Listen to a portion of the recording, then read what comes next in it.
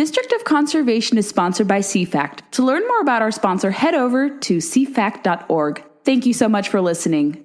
Welcome to District of Conservation. I'm your host, Gabriella Hoffman. This podcast offers a sober examination into all things hunting, fishing, shooting sports, energy, environment, and the public policy surrounding it. And this podcast also specializes in original interviews that you won't hear elsewhere. Here's what I have for you today. Dear listeners, I am checking in from Alaska, where I am on a reporting trip where I am filming a couple new episodes of Conservation Nation straight from Alaska.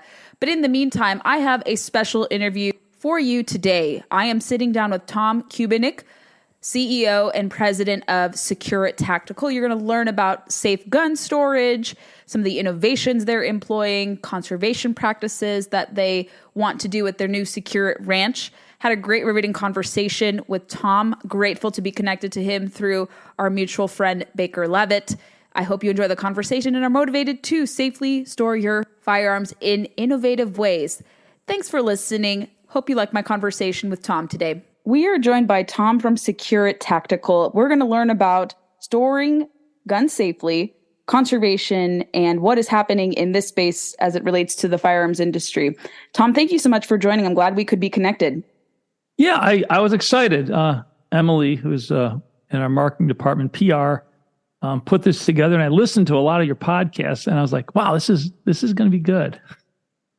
It's very kind of you to say. We're really excited to have you talk about your services, the company, the product. But first, I want my listeners to get to know you.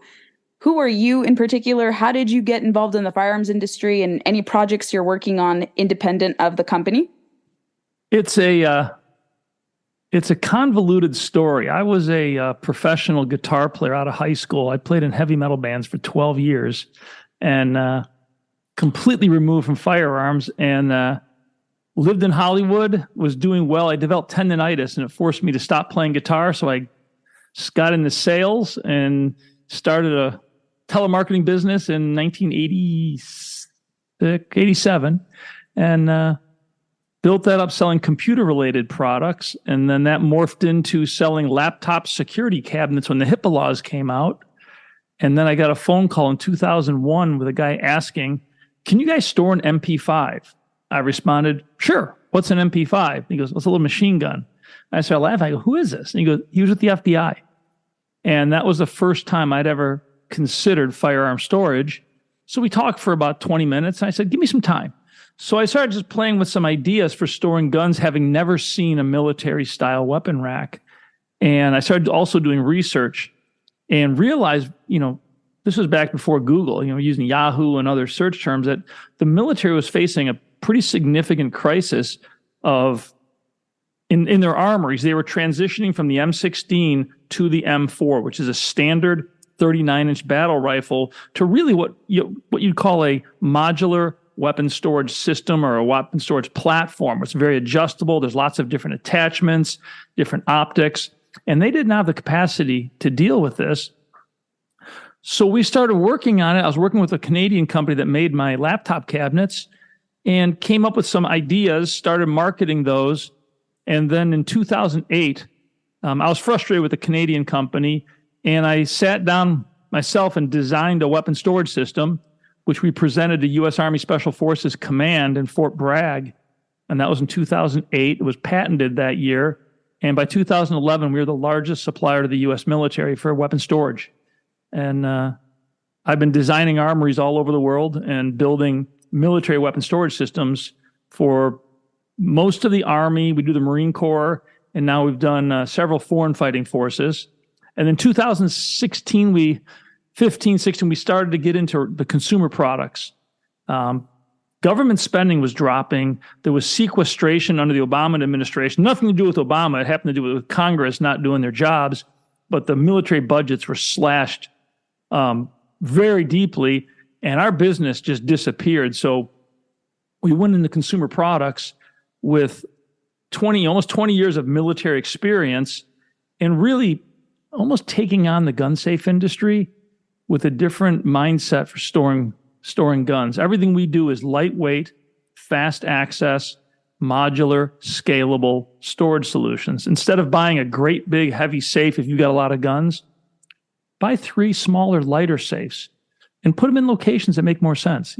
Front hall closet, one in your, small safe under your bed, a kitchen pantry. We have a whole program. It's called decentralized storage, or the principles of decentralized storage, or securing firearms in your home in areas that give you a tactical advantage.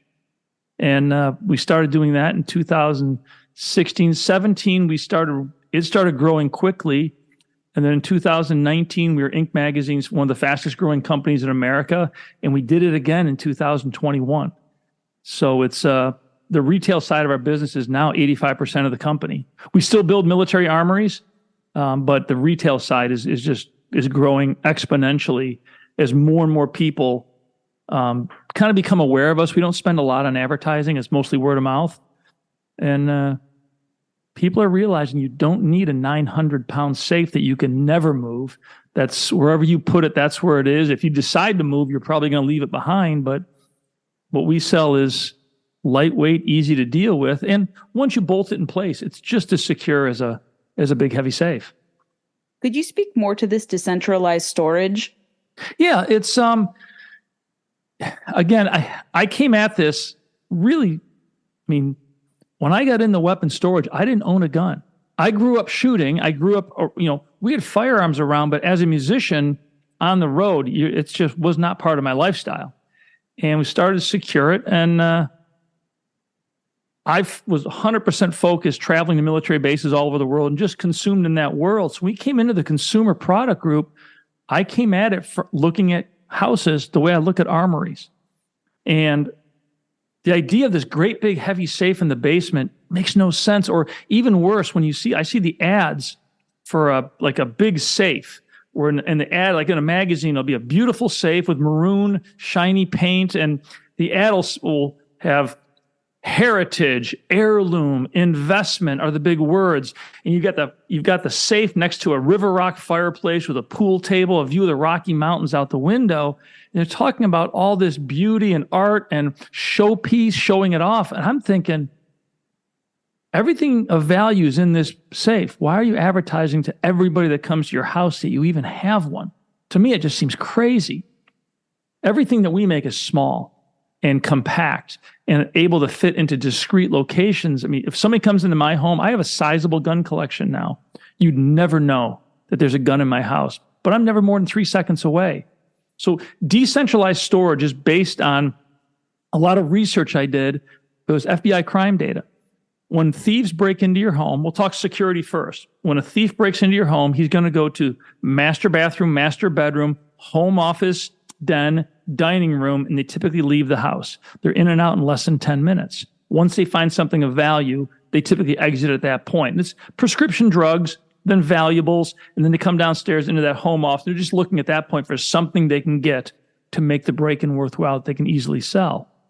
So when I look at securing firearms, well, master bedroom would be the least secure room in your home. If you have valuables, jewelry, anything of value, your master bedroom is your least secure room. However, it's where we sleep.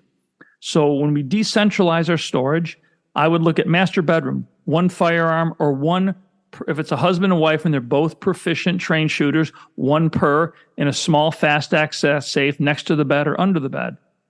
Next, I look at the kitchen.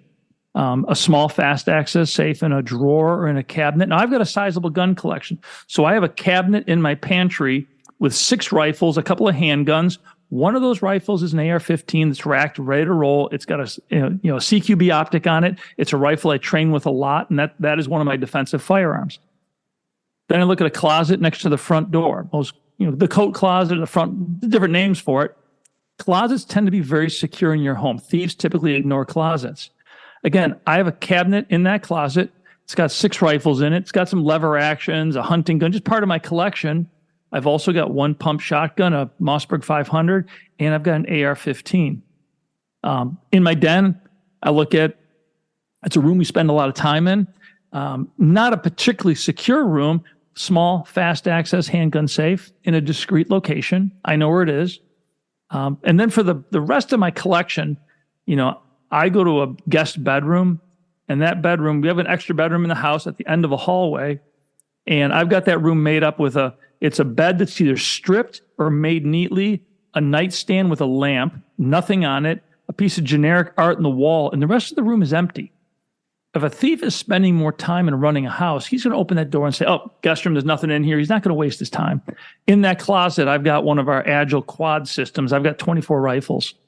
It's also at the end of a hallway. So in the event of a home invasion, we get to that room and we've got access to firearms, and I've got a constriction point. We've got the hallway, which there's no way they're going to get to us. We'll be on the phone with the authorities and just basically wait it out.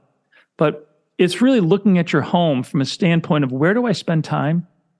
And if somebody was to break in at any moment, where would I be and what would I do? And kind of look at firearm storage from that standpoint. The last piece of it, and this is where we're really focused right now as a company, is the training side. We've really discovered a training gap. I work with a lot of firearms instructors. Just for me as a CEO of the company and designing these systems, I go to every class I can take, from tactical carbine, shotgun classes, long-range precision shooting classes, handgun classes. And I just did a 4-day handgun class. We shot probably 2,000 rounds. So I get training wherever I can. And in doing all this, I realize all the training starts with the gun in your hand. But when we're home, our gun is in our safe. And first and foremost, if you want to be safe with firearms, they all have to be locked. An unlocked firearm in your home, I don't care if you got kids or not, you're setting yourself up for a scenario where you can have an unauthorized access, accidental discharge, or a theft. So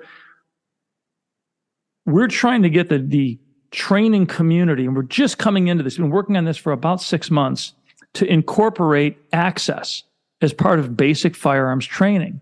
Because my safes are all fast access. But if I gave you my safe, you put a firearm in it, it'll take you probably 3 seconds to open it and arm yourself. I practice a lot. I'm sub 1 second because I practice. And it's the same as if people work with a handgun, you'll practice your dry fire drills, you practice your draw, all the motions. And they always tell you, practice every day for a few minutes. You're building muscle memory. You're ingraining these patterns so that in the event of a conflict, your brain goes to fight or flight. You get tunnel vision. Your ability to think is severely diminished in this state. But if you've practiced a lot, that muscle memory, it will be second nature. And you'll go through the motions and be in a position to defend yourself. Access is the same thing. When people buy our product, we tell them, like, if you've got a fast box under your bed every night, you go to sleep. Get in your bed, reach down in the dark, do your combination slowly and deliberately, open the safe. You have access to your gun, then close it back up, go to sleep. Do that every day, slowly, deliberately, without making a mistake.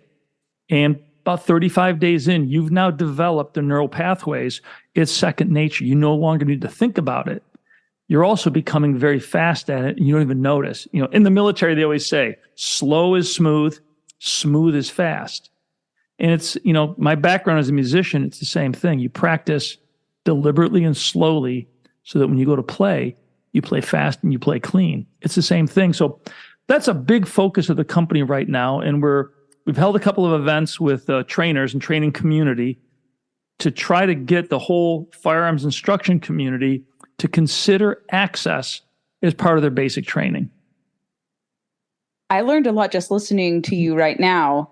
And I think listeners did too. And maybe some of us feel woefully inadequate in terms of our storage game. So we have to improve and maybe consider your product when fully equipping our house and in having that access. Because you're right. I haven't heard of many trainings. I've done, dry fire, lots of different type of tactical trainings, but nothing about storage much. So that's a very important point to home. It is. And, yes, we make fast access safes, but there's others. I mean, if you're doing handguns, I'd love people to buy my product, but buy any product. The idea that, and I hear this all the time, I've got a great big heavy safe in the basement, and then I've got a lot, I keep a gun next to my bed unlocked. Or I keep a firearm, they keep one in the closet, or they places they keep one. And you always hear the story. I've talked to people, they're like, well, I don't have any kids, and I got no grandkids. I'm really not worried about it. And that sounds okay.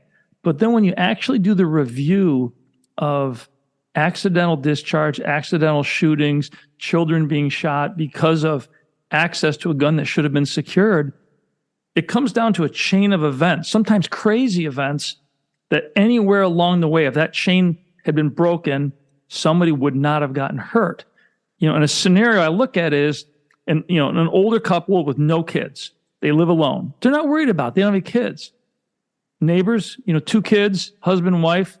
All of a sudden one day the husband's 35 years old, has a stroke. Ambulance is there. Wife's freaked out, going to the hospital. He's not doing well. And there's the neighbors. Oh, we'll watch the kids. You go. They're all good friends. And now she's at the hospital with the husband. The husband is, dealing with a stroke. She's dealing with that. The kids are now at the neighbors. The kids are kind of out of sorts. And maybe he's in the hospital for a week, and the mom is there every day, and the kids are next door, and the kids are bored, and they're, and the people that are watching the kids, they don't have kids, so they're not really used to watching them. All of a sudden, the kids are kind of exploring the house, and boom, they find a firearm. Here's somebody who never thought that somebody would ever have access to a firearm because they don't have any kids, but it's a scenario, we've got a child in a house. And it's a crazy 1 in a 10 million chance.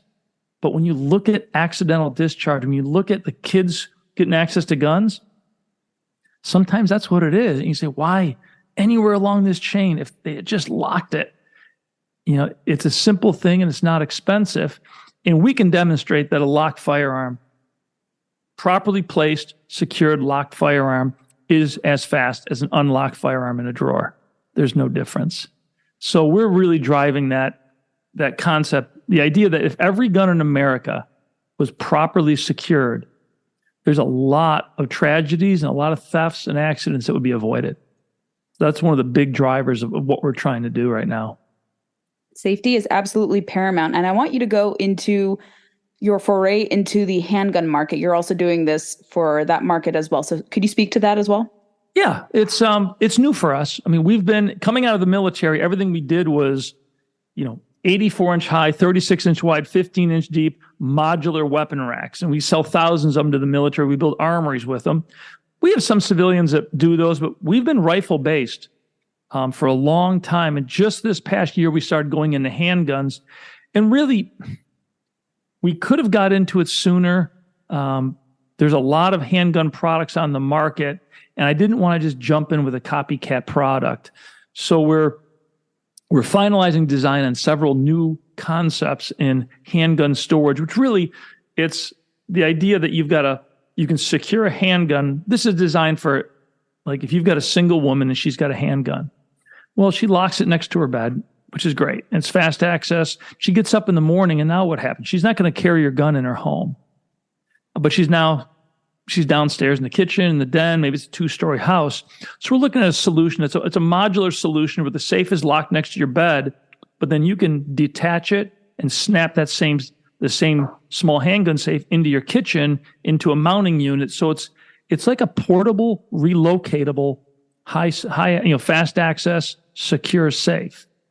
And we're looking at transport options for cars, and it's a way of making gun safes work for us, or handgun safes for the way we live. Most people buy a safe and they change the way they live to deal with the safe, or they change they operate differently because they have to deal with a big heavy safe or a clunky handgun safe. So we're trying to design products that really ergonomically, physically, and in the way they work, they allow us to all live our lives the way we want to, yet we've always got fast access to a firearm that nobody else can get to.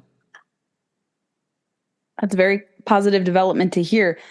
Changing gears a little bit, yeah. Tom, talk about the SecureIt Ranch. You had mentioned that before us recording, you and your wife acquired some property. You're wanting to do some preservation, maybe conservation. What is the SecureIt Ranch ever to do? Yeah, it's interesting. I told my wife, honey, I want to get some hunting land. And I started looking at, 75 acres here, 50 acres there. And, hour drive, 2-hour drive from my home. You want to stay as close as possible. And she's looking, she wasn't 100% on board with, like, oh God, something else to take you away from the house, kind of a thing, tongue in cheek though. And then she goes, honey, what about this one over here? And it was a listing, and it was 500 acres, and it was dramatically more than we wanted to spend, and more land than I was ever thinking about. And I'm like, it was really close. It's 12 minutes from my house. And I thought about it for a little bit and made a few phone calls, and the land was owned by several attorneys for their families, and it was called the Sheds Corner Preserve. And it's a really unique piece of property. It's surrounded by 5,000 acres of state land, and then I've got a dairy farm, and then I've got very rugged terrain, so it's very isolated land. It's only accessible from a couple of points.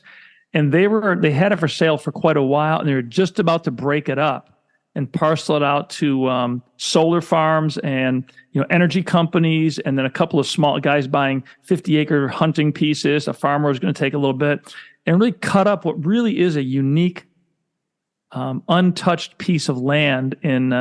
It's the foothills to the Catskill Mountains, so it's very rugged, and it's just beautiful land. So we came in, and it was quite a bit more money than we wanted to spend, and we did a little research. We were able to find some financing, so we put it together, and so we bought it in an LLC, and we're just to keep the land together, and started doing research on, what's available to me from the state, from a conservation effort.